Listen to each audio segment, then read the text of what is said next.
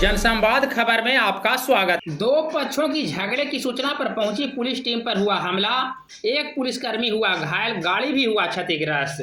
दरअसल इस वक्त घोसी थाना क्षेत्र के गोपालगंज बाजार से बड़ी खबर आ रही है, जहां महादलित टोला में दो पक्षों की झगड़ा की सूचना पर पहुंची पुलिस टीम पर असामाजिक तत्वों ने हमला कर दिया है, जिसमें पुलिस की गाड़ी क्षतिग्रस्त हो गई है और वहीं एक पुलिसकर्मी मुकेश कुमार भी घायल हो गया है।